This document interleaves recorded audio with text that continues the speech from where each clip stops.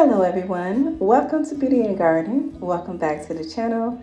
Right now you guys, I am inside of my greenhouse. I am actually checking out all of the plants because this is the only dry place that I can work out into the garden since it is raining. The wind hasn't came yet, but it is drizzling outside. So I decided that I was going to go ahead and work on something so I can catch up and work on the next project once everything starts to dry off. So as I'm looking for any type of weed or anything I need to reinforce, or even down to watering. Now this is a great way to have your garden nicely maintained so that all of your nutrients will go towards your plants and not weeds. So keeping up with those weeds will definitely help your plants and you when it comes down to fertilizing and making sure that your plant stays nice and healthy. Removing any yellow leaves definitely will help your plant because you don't want any kind of disease to travel throughout your plant. And as well, it will keep down pests and stress. So as I go through my greenhouse, I'm noticing any kind of weeds or spotting, anything like that. Doing a walkthrough of your garden will definitely make sure that you are keeping up with certain areas of your garden. Because now that I am back out into the garden, I see that I have a little bit of work to do. Not so much inside of the greenhouse, but definitely outside in the main gardens.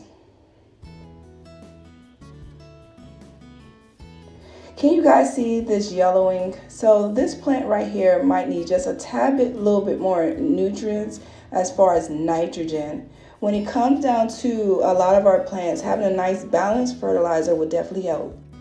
So a nice balanced fertilizer that I use is Fish Emotion. Now you can use a granulate that actually feeds your plants slowly. Now I do use Job's Organic. It takes a great deal of time to break down, but those are my go-tos.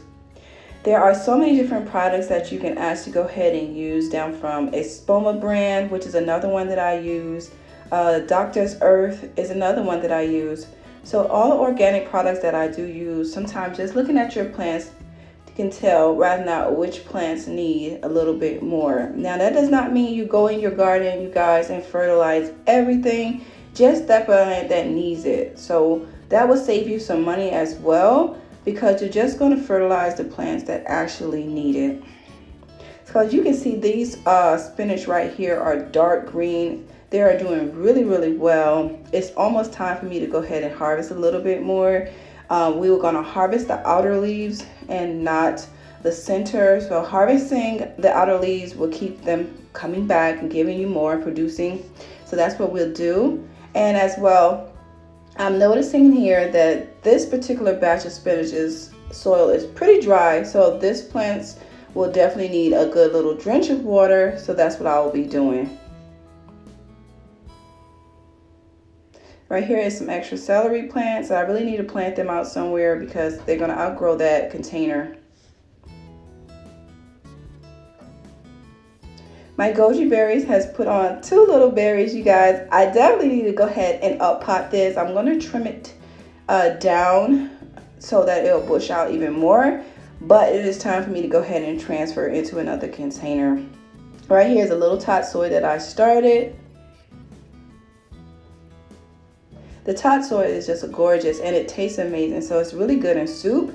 Right here's a purple lady bok choy. Great, another one that is great in soup or stir fry or even just popped in a salad.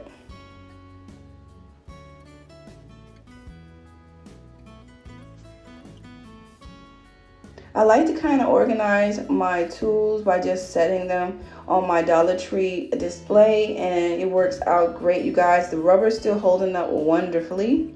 And as you guys can see here, this is a tot soy, and you always want to look under your plants.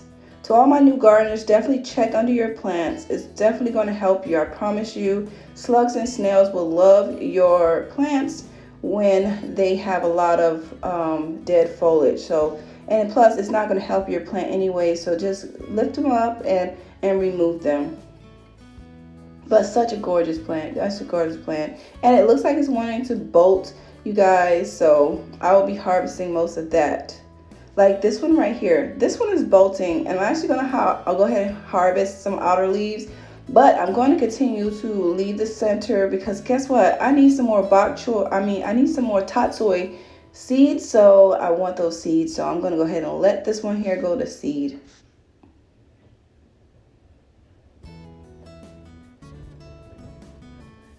Planting in containers or even small raised beds will even maximize your space when you know how to like plant and companion plants. Believe me, you can pack a ton of plants in such a very, very small space.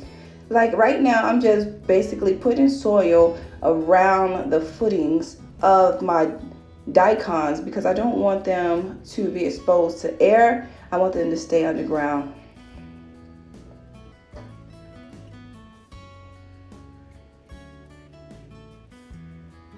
Right here is just a pot of chives. I'm going to actually break this pot up into maybe 3 to 4 units, and then I'm going to pop them in other areas or in a different container. So I have flowers and vegetables growing into this container. The broccoli looks really good, but I wanted to show you guys this. So if you look at the center of this broccoli plant, it is starting to rot from the cold. So what we're going to do is go ahead and take care of this plant really fast, and you'll be surprised. It's just a simple procedure to take care of this broccoli plant.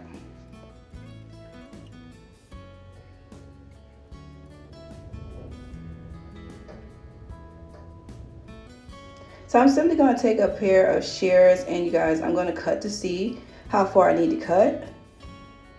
So I removed that center, and you guys can see it's still mushy. So what we're going to do is we're going to take it down just a little bit more, but we're going to take it at a 45-degree angle because we do not want water to pool in this wound and create more rot. So always make sure that you cut it at an angle, even when you're harvesting your heads of nice, good broccoli, okay? Like fresh, healthy, strong broccoli. You still want to cut it at an angle. Right under there, we have some radishes growing at the foot of our broccoli plant. So this is a great way to utilize even space that you wasn't even going to use.